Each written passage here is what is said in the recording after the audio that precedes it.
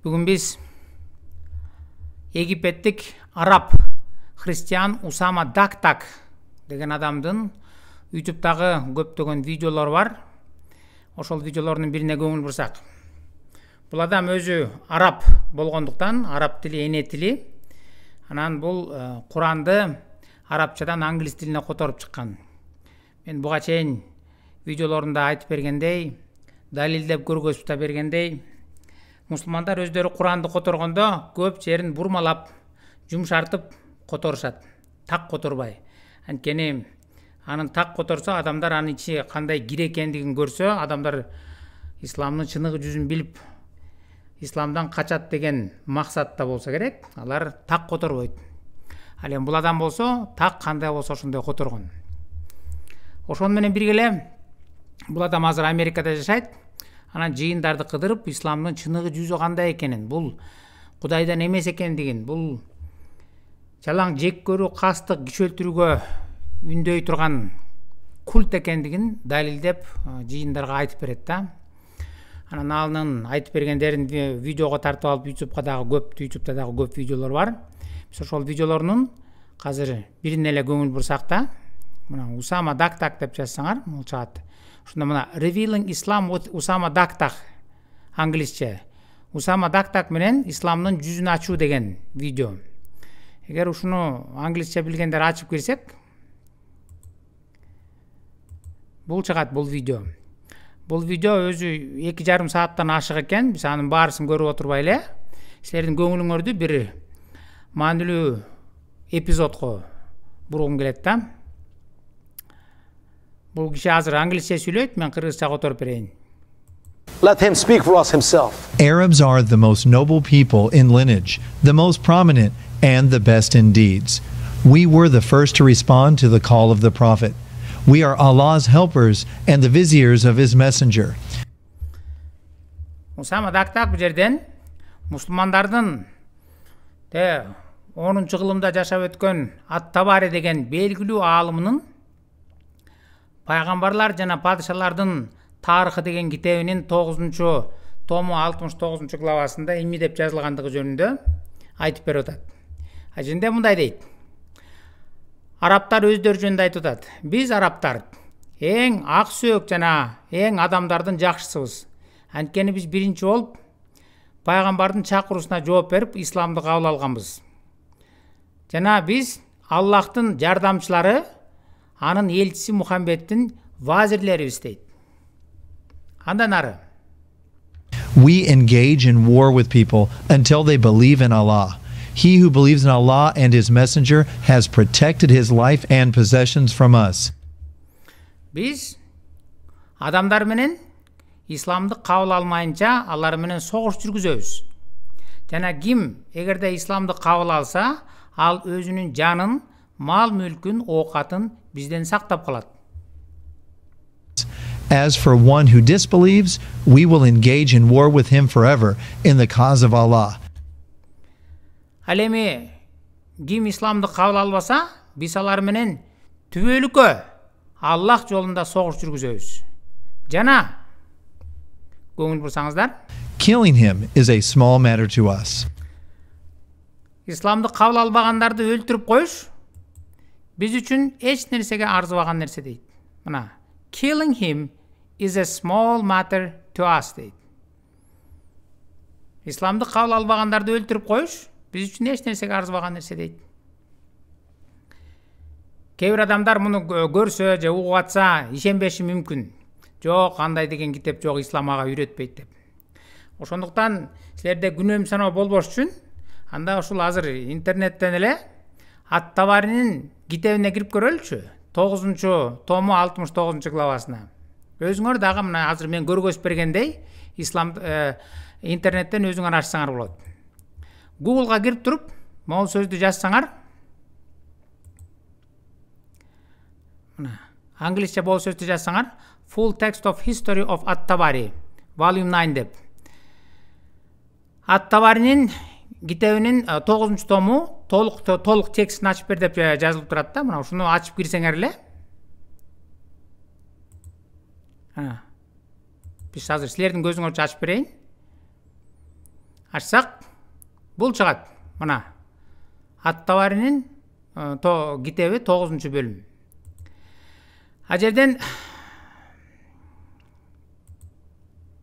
мына 9-тому 69 да, мына 9:69. Бул жерден мына буга көңүл буралык. Англисче бул жерде жазылып турат. Биз эмеле видеодон кайсын эмнени көрсөк, эмнени окусак, окуп берсе, ошол бул жерде жазылган.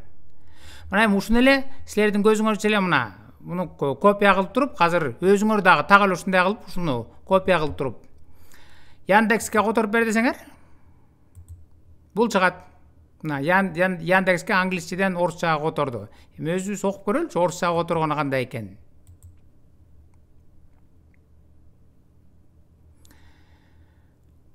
Мы помощники Бога и визири Его посланника. И мы сражаемся с людьми до тех пор, пока они не поверят в Бога, дейт. Биз Аллахтын жардамчылары жана Аллахтын элчисинин вазирлерибиз. Биз адамдар менен алар качан исламды кабыл алмайынча, биз алар менен Аллахка ишенмейинче согуш жүргүзөбүз дейт. Андан ары. Тот, кто уверовал в Бога и Его посланника, защитил свою жизнь и имущество от нас. Эгерде ким биз Аллахты кабыл алса, анда аны менен ал өзүнүн жанын жана оокатын, мал мүлкүн бизден сактап калат дейт. Болбосо кабыл албаса булар өлтүрөт. Буга чейинки видеолордо да мен айтып бергем. Андан ары, что касается того, кто не уверовал, мы будем вечно сражаться с ним на пути Аллаха. Ал эми ким исламды кабыл албаса, анда биз Аллах жолунда аны менен түбөлүккө согуш жүргүзөбүз дейт. Анан и убить его для нас пустяк дейт. Эгерде ким исламды кабыл албаса, андай адамды өлтүрүп коюш биз үчүн пустяк. Эч нерсеге арзыбаган нерсе дейт. Исламдын окутуусу. Кыйнап, күч менен исламды кабыл алдырыш керек. Кабыл албасаң, жаныңды алабыз, мал мүлкүңдү талайбыз. Андай исламды кабыл албагандарды өлтүрүп коюш биз үчүн пустяк дейт. Эч нерсеге арзыбаган нерсе дейт. Адамдар болсо, тилекке каршы көпчүлүк адамдар муну билбейт, исламдын чыныгы жүзүн, бул Кудайдан эмес экендигин, Мухаммед деген бир жалган пайгамбар экенин билбейт. Муну чындык деп түшүнүп жүрүшөт. Толуктоо иретинде мен буга чейин дагы көп жолу буга чейинки видеолорумда айтып бердим эле. Исламдын жалаң Курандагы киши өлтүрүү, кыйнап исламга алып келбесе өлтүрүп ташта, өлсө көмдүрбө деген аяттарын. Ошону дагы толуктоо иретинде Google'га кирсеңер, бул дагы англисче. Англисче Google'га кирип туруп, могул сөздү жазсаңар, азыр жакындатып берейин, зум кылып. Мына. Могул сөздү. The Quran's verses of violence, the religion of peace дейт. Тынчтыктын дини деп аталган исламдын зордук, зомбулукка, мыкаачылыкка үйрөткөн аяттары дейт.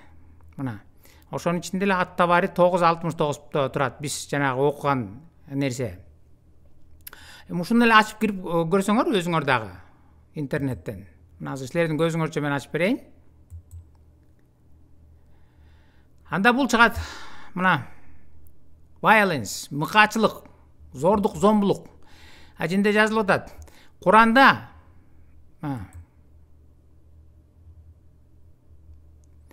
Куранда минимум 109 же 100дөн ашык аяттар жалаң киши өлтүрүү, мыкаачылык менен исламды кабыл алдыр, кабыл албаса өлтүрүп ташта, өлсө көмдүрбө деген аяттар бар.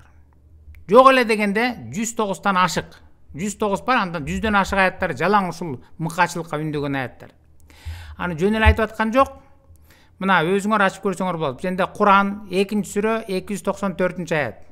Куран 2-сүрө 216-аят. Мен муну мурда да айтып бергем. Мусулмандар үчүн согуш деген бул парз деген аяты. Андан кийин Куран 3 сүрө 56 аят. Куран 3 сүрө 151 аят. Ошентип ылдый жүрүп отурсаңар мына. Толтур аяттар Куранда.